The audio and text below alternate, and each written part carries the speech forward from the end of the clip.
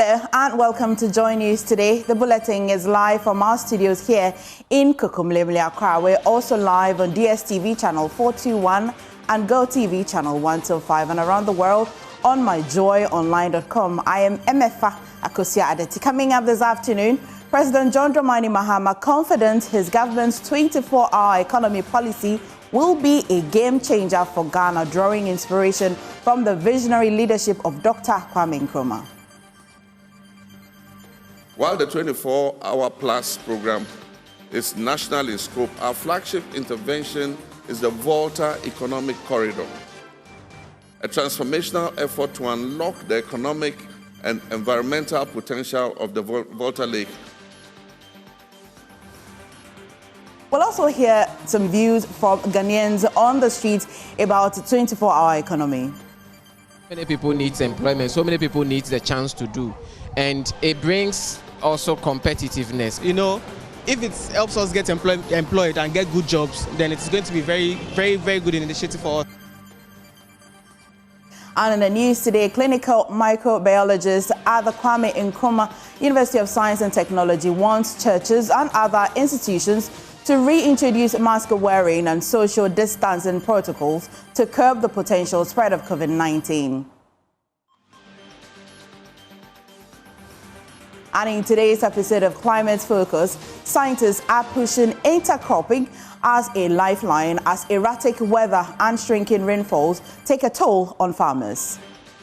Every year we get beautiful harvests, but this year hasn't been good. It rains heavily during June-July.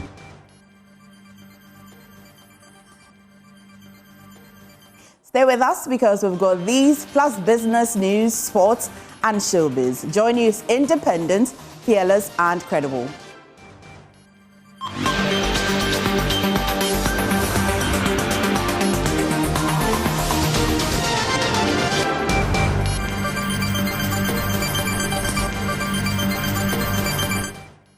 First, the 24-hour economy. President John Dramani Mahama has described the 24-hour economy policy as a recreation of Dr. Kwame Nkrumah's vision, citing the resuscitation of industries as a major step in Ghana's developmental agenda. Speaking at the launch of the policy, President Mahama said he envisions a future where Ghanaian products are freighted to other countries to rake in foreign exchange to ensure Ghana remains on a tangent of growth. He's optimistic about the policy success despite challenges that may come up while implementing the various aspects of the initiative.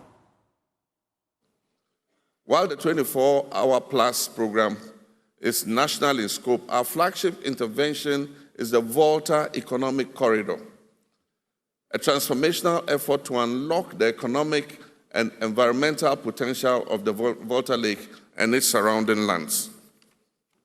Ladies and gentlemen, our first president, Dr. Kwame Nkrumah, envisioned the Volta project at Akosombo not only as a source of power to power Ghana's industrial sector. He also saw it as an integrated project that will provide agribusiness, it will provide lands for agriculture, irrigation. Unfortunately, that aspect of his vision have been lost. Today, we're recreating Kwame Nkrumah's dream.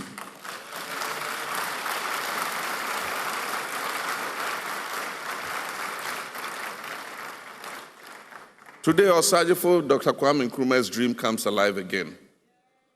We will irrigate over 2 million hectares of land for intensive agriculture under Grow 24. We will establish agro-industrial parks for textiles, pharmaceuticals, and food processing under Make 24. We will develop tourism clusters along the lake under Show 24. We'll turn the lake into a central transport corridor that connects the north to the south and the east to the west under Connect 24. And so, ladies and gentlemen, imagine a future where fresh fruits and vegetables from Tamale are air freighted daily to Europe and other destinations. Imagine aquaculture along the lake, the Volta Lake, that sustains jobs and provides nutrition and ports on the Volta Lake that reduce our transportation costs by up to 80%. This is how we unlock the full value of inland Ghana and reconnect with our Sahelian neighbors. Now, as Ghana embarks on a new economic journey with the launch of the 24-hour economy policy, many are left wondering about its practical implications. Will it boost economic growth or create new challenges for businesses and workers?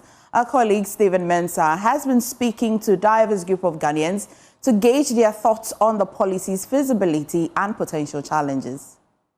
So many people need employment, so many people need the chance to do. And it brings also competitiveness, because in the public sector per se, where you close and you go, if they compare what you had been able to do within your 8 to 5 p.m. hours and what the night guy too had been able to do, meaning the same desk, you would have different shifts and it will be competitive, you know. They compare your output, your efficiencies, and maybe that could help some of the laziness out. It could push some of the laziness out. Well, it's good news to us students because, you know, if it helps us get employed and get good jobs, then it's going to be very, very, very good initiative for us. Do you understand? So it's a welcomed stuff, actually. This is a good policy. It will help those who, there are some people who can't work daytime. They would like to work at night, you know, and then at the daytime relax. So at night there's also a job for them, which also boosts the economy. Yeah, I sell shoes, phones, and then I do Momo as well. Oh, it's a good idea because when you work the whole day, you are being paid a little. So within 24 hours, and you know that maybe when I go to job, I can get this. You can go and then you close early, then you continue with your work that you do as well. Before any policy introduction, there must be a thorough stakeholder consultation. You understand? But in this sense, there hasn't been any thorough consultation. So the stakeholders and other things coming together to bring their policy and other things so that it will benefit from it. I don't think it is going to be feasible because of lack of that.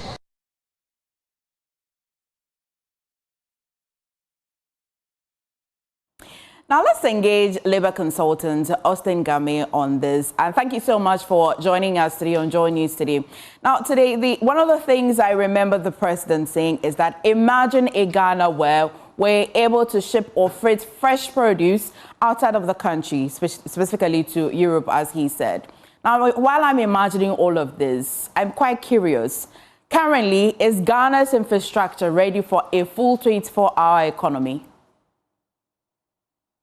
Thank you, my sister. To be very honest with you, I am exceptionally happy today that I've lived, and I will be 76 years old this year. So I was born in Gold Coast, and I've seen what Ghana became under our original president, Dr. Kwame Nkrumah, and therefore I am fully in tandem with the statement made by our president. To be very honest with you, this is a masterpiece of a 24-hour program which calls for leadership quality par excellence to drive the whole process, which I think now we have by and large in the president and his able team. And all of us who are mindful about this 24-hour economy should read the document launching the program. Very, very clear. There is a table which specifically identifies exactly what the government intends to do. So it's not going to be a guesswork. It's not going to be an attempt. Very specific. And all organizations and individuals who will jump onto the ship clearly have what they would gain from it, getting involved. So it's not going to be a guesswork. It's not going to be the traditional parochial political agenda. It's a national in character. That is why I classify it as a masterpiece. Well, so I see that you're quite excited about it. And by the way, congratulations for staying 76. In this country, we'll say that you're blessed. But I see that this looks, as you're saying, a masterpiece. Now, my question really is, as it looks like the government is prepared, you say that the document has a full detail of how they intend to proceed. But currently in Ghana, our infrastructure, whilst the leadership or the administration is ready and look prepared, and it's not a guesswork, in our country now, infrastructure-wise, are we ready for a full 24-hour economy before we get into the labor nuances? Let me be very clear with you. I have been teaching this thing for some time now. I was in Mauritius and was delivering a paper on 24-hour economy. I was in Singapore last year. They want to deepen even what they are doing. I was there to present a paper on 24-hour economy in Singapore. They don't have everything 100%, but they are doing it. Ghana, this is an initiative fortunately being led by somebody who is now, we clearly is selfless. And if we can put our hands together, I think with time, we would be adding on. I say it's an appreciative masterpiece of 24-hour economy, because that means we'll be adding value from time to time as we journey along. Okay. It's a pilgrim journey. It's a journey that will have to be taken step by step, step by step. Okay. Now I appreciate that you say that it means that every step of the way, there may be some edits to the plan and all of that to suit us. But currently, let's get into the labor. If you have the outlook of the labor laws currently, does that also look like there must be some edits and updates to suit the 24-hour economy, or what we have currently will just be okay?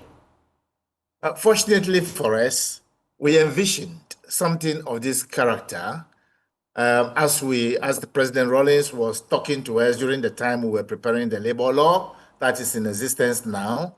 We envisaged that tomorrow Ghana could become a hub of mobilizing the whole of Africa around Ghana. And therefore, the Labor Act 2003 and 651 has in it, embedded in it, envisaged 24-hour economy.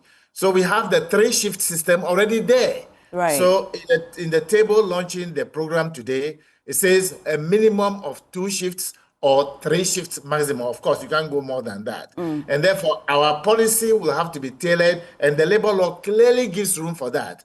I was teaching people doing masters yesterday on industrial relations, and clearly these things came up, and we dissect it clearly. And so I'm exceedingly happy that already provision have been made. It can carry us into the labor law we have can carry us into 22nd century. What we need to do is to expatiate into the LI 1833, whatever addition we want, whatever explanation we want to give to it. The LI 1833 can be expatiated on, and it will serve the same purpose. Okay. I mean, moving forward, of course, it's going to be labor that is going to be at the core of this policy.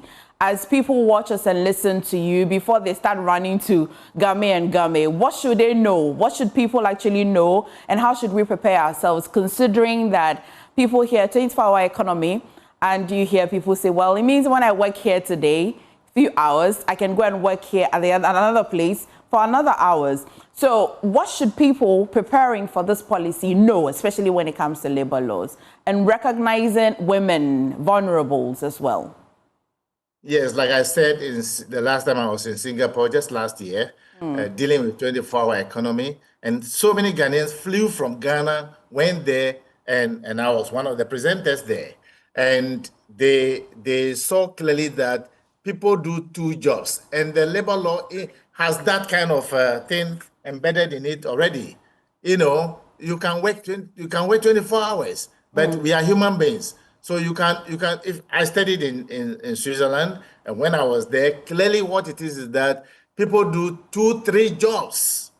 So you close. If you have to go and do another job, you time yourself, and so you know that you can do 2 hours.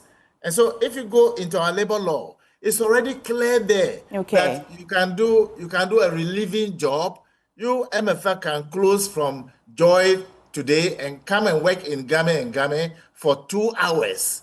And that is what is intended to achieve. And so clearly what the 24-hour economy intends to achieve is to enable us have multiplicity of jobs available, decent of course, and people will be paid. And I'm happy they did not attempt to say that people will be paid A, B, C, D. It is entirely between the employer and the worker, and the promotion of productivity is also embedded in it at once. That's what it is. Okay, I mean, it's good that you have just touched this, Mr. Kwame. Would you advocate for hourly payment? In certain circumstances, it can be. So the flexibility, the reality is that fortunately is innovative, is very creative, and is flexible. The flexibility will give room for people to negotiate how they'll be paid. They want an hourly payment because he is going to be doing 2 jobs. He's going to close from here and move to here. So that is the flexibility embedded in it. Do you envisage this policy creating a very ripe place for worker exploitation? Do you envisage this? Far from that. There will be no, fortunately, we have a very robust Labor Commission. Fortunately, again, we have a very efficient lady like your type in the Labor Commission as Executive Secretary, very capable to lead the onslaught in it. So we are not going to have this kind of mushroom of troubles. I don't think we're going to have it. What we need to do is everybody to be patient. The educational system will have to be recreated. What I mean is that right from class 4, we should start teaching people to understand a change of mindset, right, and about how people will be developed, skills will be developed. The educational system will have to be changed drastically to represent what the 24-hour economy that may become the hub of productivity in Ghana. Right. That is what it is. Thank you so much for joining us today on News Today. And as you've said, while we look at the model, I'm sure we'll break it apart evenly at some point in a subsequent bulletin. Thank you so much, Mr. Kwame. Most grateful.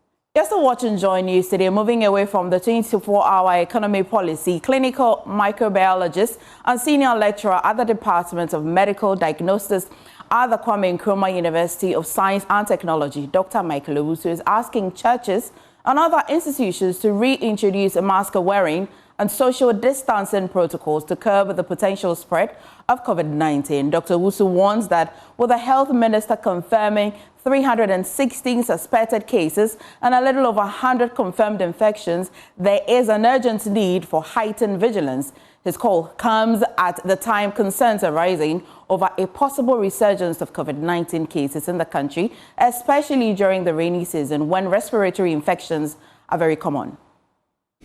We need to put in some measures to protect them, like the student population. There are students who are sickless in our SHS, boarding houses, in churches, at the offices, at the bank. There are elderly people who may have chronic underlying ill. You know, COVID, we lost some of these people, very painful. We haven't forgotten about this. Some of them very close friends who just disappeared because they had some chronic ailments. Some of them, and you take these actions to protect this minority. Because the more you allow the transmission to go on, they will be trapped. It's a whole population thing. And once they are trapped, they will become infected. But you are free.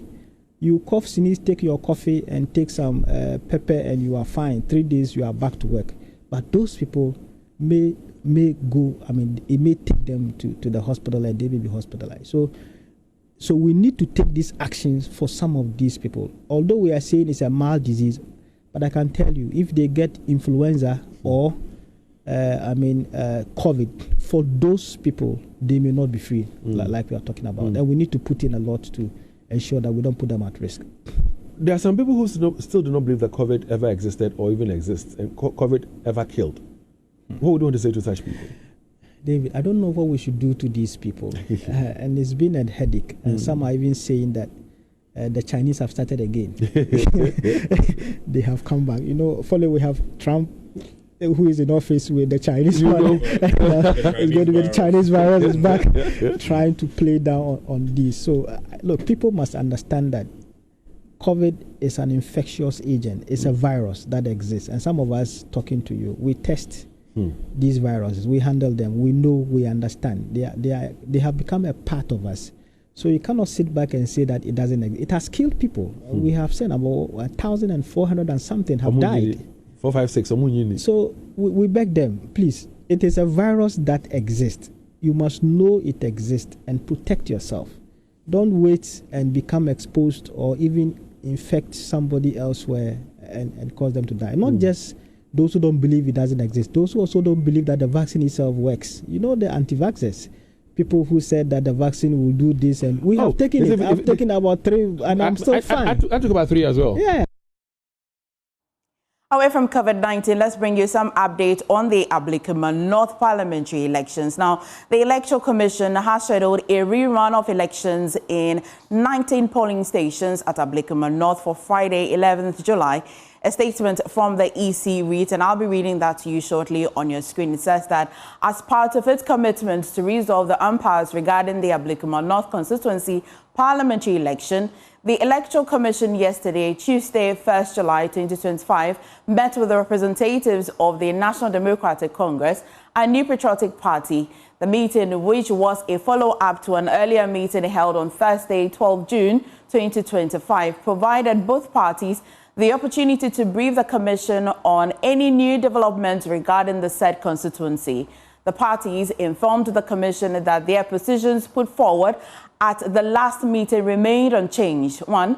The NDC held the view that the election should be rerun in 37 polling stations because scanned pink sheets from 37 polling stations which were used to collate the results were provided by the NPP. While the NPP was of the view that the results from 3 outstanding polling stations be collated and a winner declared, since the NDC agents had verified and confirmed the scanned polling station results they presented. It is important for the public to understand that the issue in contention has to do with the fact that 37 pink sheets provided by the NPP and used to collate the results were scanned copies. Now, the public may recall that political party supporters besieged our collation center and destroyed a number of the pink sheets of the Ablekuma North parliamentary elections.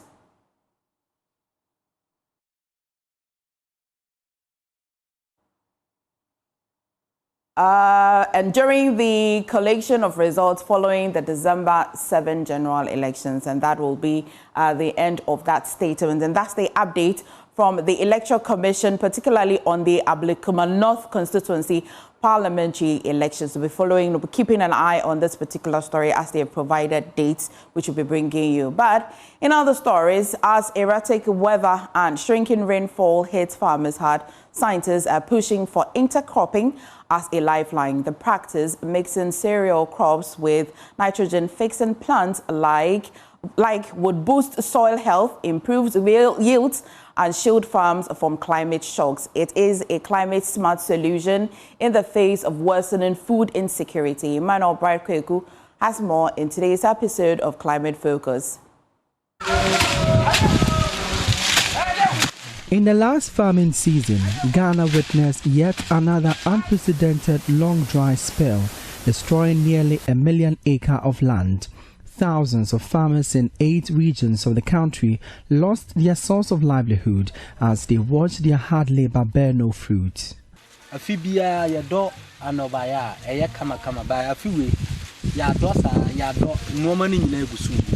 Every year we get beautiful harvests, but this year hasn't been good. It rains heavily during June, July, but not this year. The plants have failed to grow.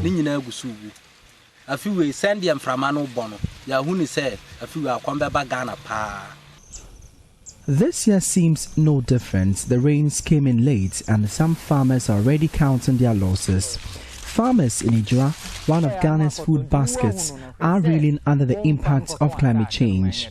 And son Albert started a phone will be Diana. I say normal, but we decide. Now, but we decide not try to bore council so. I don't know one about it. It's expensive preparing the land. In the end, if you don't get anything, it hurts. In fact, I feel so soon as any see. A D can't tell my 8 me quiet. A Saturday, I come by 3 weeks. Ebeto kura to kakra bi. Nti e mane no baye na hyehye. But they may soon find relief. At the Crops Research Institute's outstation in the locality, farmers growing on large, vast tracts of lands have gathered to find solutions to their troubles. Scientists from the Research Institute are exposing them to a climate-smart farming practice of intercropping cereals and legumes. On a parcel of land, maize, a major staple grown by the farmers here, have been cultivated together with a leguminous shrub, pigeon pea. This sustainable farming practice enhances resilience to climate variability, improves resource use efficiency, and reduces greenhouse gas emissions. Dr. Eric Owusu-Dankwa is an agronomist. So this is just 3 months old. Give it a year, it becomes like almost a tree, and it gives shade.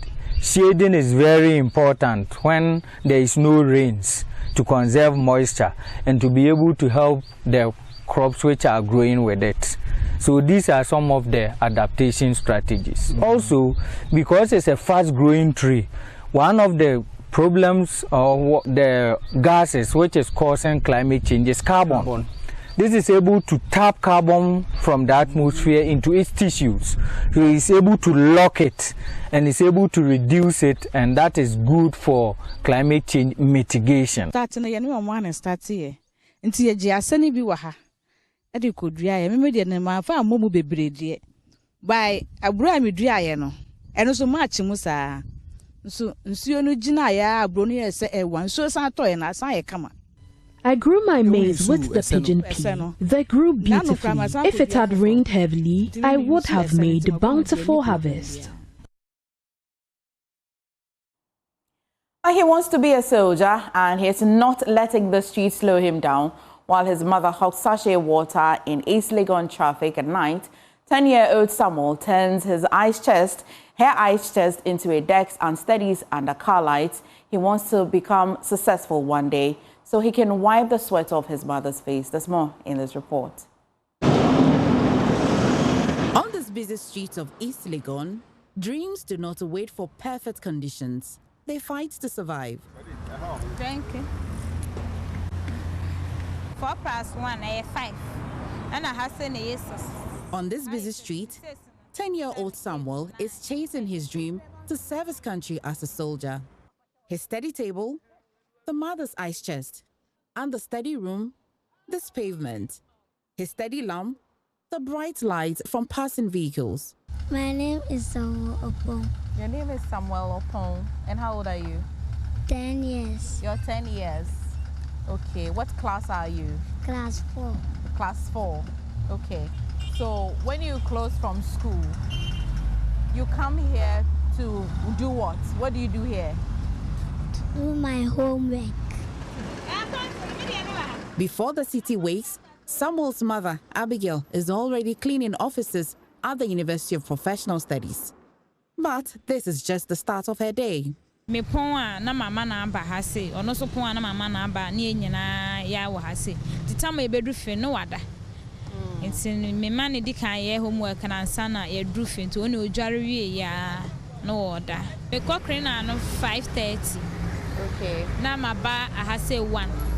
Okay, ti me pon 1 na no so apon 33 no ba na me jai ade ne to na ma kire no homework ni nti owie a na makoto aso.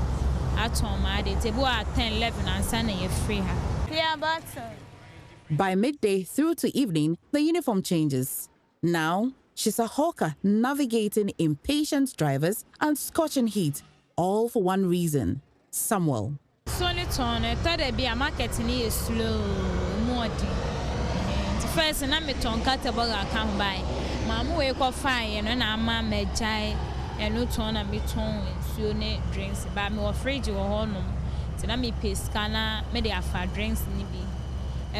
Na my head, me and Casamay me drinks, any means. Not bear a day, what one dear when you're scabbers, will you be a female for so bad? Okay, Pachebu on ma, may ye free boa 50 cities, a boa 40 cities, Patchine. For Samuel, education is everything. After school, he joins his mother on the street. But his books are never far from his hands. That gives him joy. His dream? Becoming a military officer. What do you want to become? Soldier. What? Soldier. A soldier. Yeah, chatare no crama. Want a soldier Tariana? That should be obey a soldier no. Me pacho. Then no size when I'm motor too. Okay, yeah. Last year December near market near to home. And then the size when I'm motor. A mother's sacrifice, a son's determination. Abigail dreams of owning a beauty shop one day, but right now, every step she takes is to help Samuel march towards his future. Midday buta woman is me se menya me shop no na mabie na metna fa ko na ma hwe maye mejuma se ne nsa na adwuma ne de emfiri nsa no se ne meye ne kakra. On these streets, hope is not a luxury, it's survival. Just like Samuel and Abigail, many hawkers and their children dream beyond the traffic and beyond the struggles. And with every page Samuel turns, he moves closer to making his dream a reality.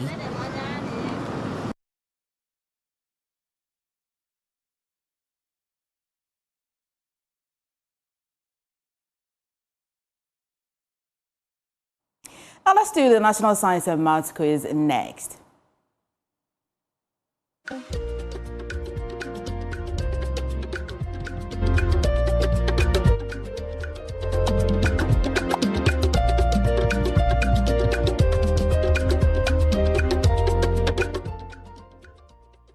The regionals continue today across the country in the southern and northern sectors.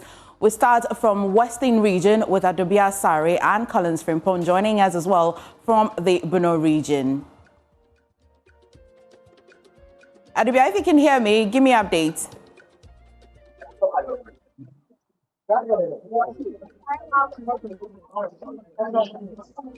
Hi Adobia, if you can hear me, kindly give me an update. Well, I'll try Collins. Collins, if you can hear me from the Bono region, what's the update today? Yes, MFA. So you needed to be here this morning when Tiobodom Senior High School Technical School took on Kintampo Senior High School, who are considered as the kings of the Bono 8 region. They defeated them by just 3 points. It's just 3 points, 38 and 35. So that's what happened here this morning. Kintampo has been in the national championship since 2020. The last 4 years they have been there, but this time around we lost to Tiobodom, who will be going to the national championship for the second time in the state history. Last year they were there, but just in the prelims. But this time around they are going for the national championship again and also be competing for the regional finals. And their target, guess what? Prefect. They're saying that they are coming for prefect. You see my the other two should be ready for them. Of the day has also just ended, and we had our Lady of Mount Carmel also winning with 67 points over a year. We are expecting additional 2 contests to happen in after the day gets by, as well as the balloting for the regional finals in the Bono region. So basically, in the Bono region, Kintampo has made it to the next stage. Oh, sadly. Yeah. So the Tiobodom is only not Kintampo. Tiobodom made it to the final. That's clear. That's clear now. So Tiobodom is not just a hit song. Congratulations to them. Let me go to Adobia. Sorry. Adobia, what updates can you give me?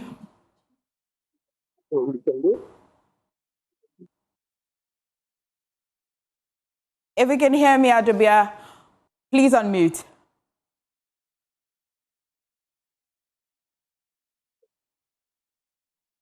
MFA, hi. Can you hear me?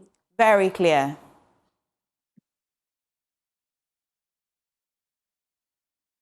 So the first and last contest of the Western North regional qualifiers has come to an end, and the BNE, Draboso, Seshi, and St. John Senior High Schools contended with each other. Now, things looked very promising for Draboso as they led in the second and third rounds, but things took a very sharp turn in the fourth round, which is the riddles, and then St. Joseph's overtook them and have won with 29 points. Now, the most important thing aside the contest today is the balloting for tomorrow's championship. Now, when they did the balloting, in the first contest, we have Archbishop Porter Girls, Amenfiman, Shama, and Sushiyoso facing off tomorrow. Okay. And in the second contest, we have St. John's, St. Mary's, Seco, and St. Joseph's in the second contest. And in the third contest, we have GSTS, Takwa, and Draboso. So out of these three contests, we'll have three winners who will now contend for the regional championship. Okay. All right, we look forward to how that will go today. Thank you so much, Adubia, for bringing us updates. And you're still watching Joy News Today. Stay with me because we've got business updates, sports, and showbiz, and of course, World Today.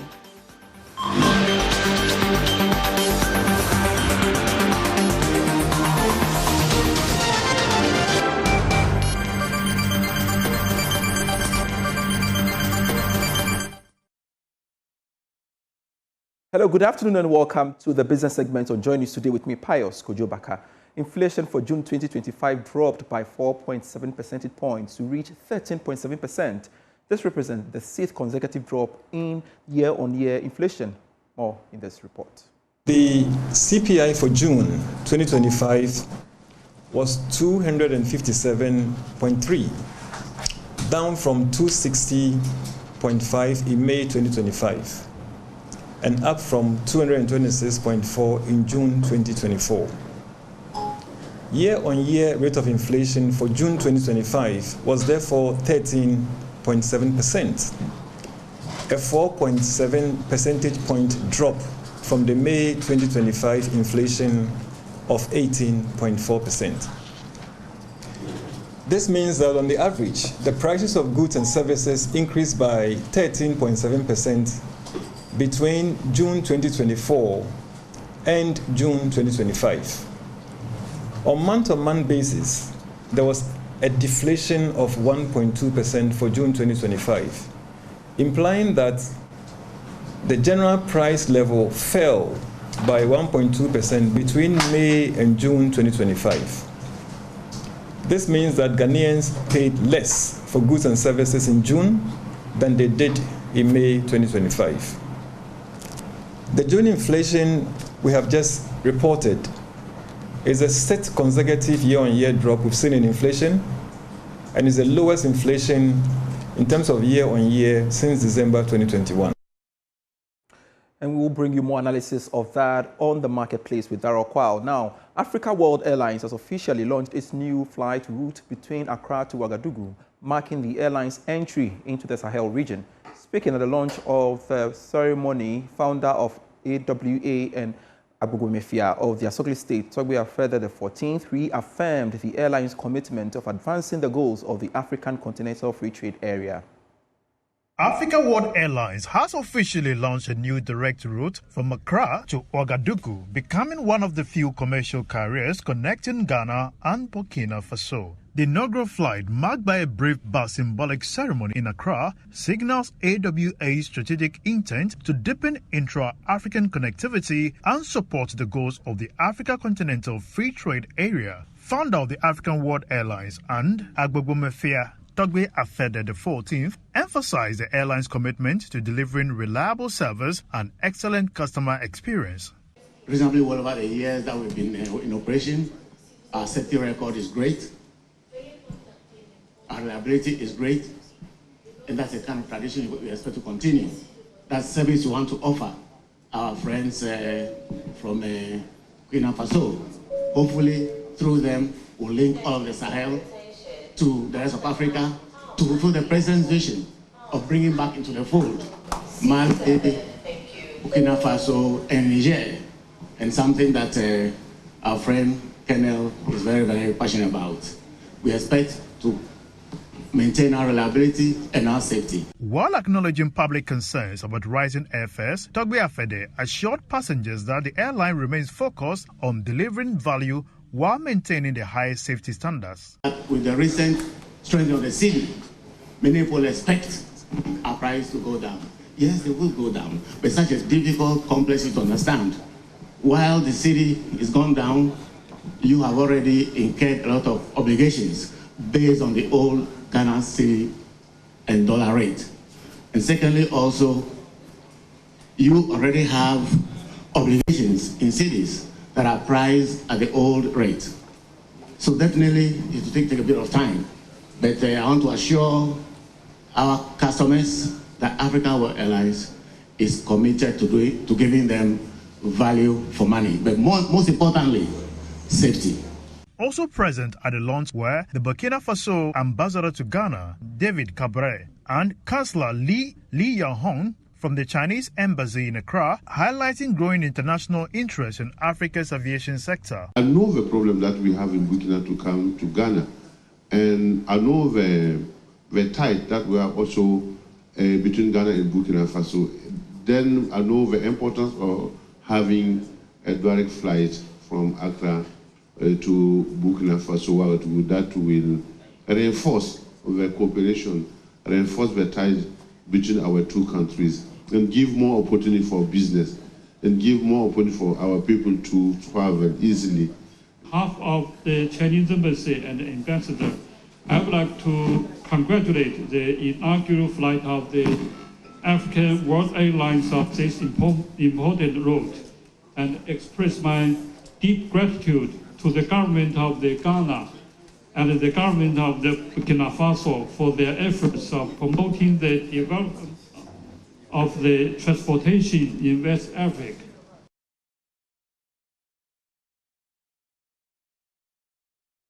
And that's it for Business. Sports is next.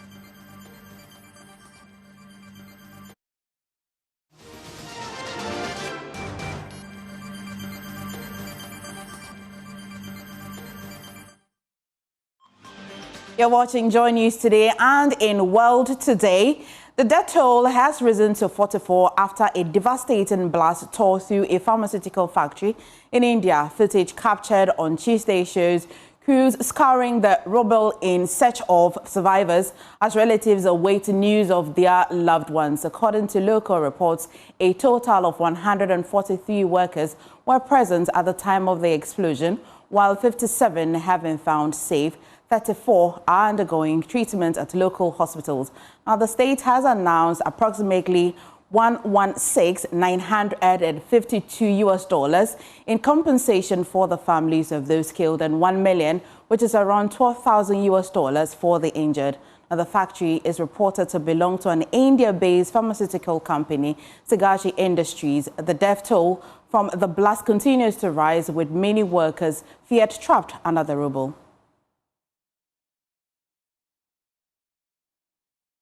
Please stay with us for Showbiz. Shola comes up.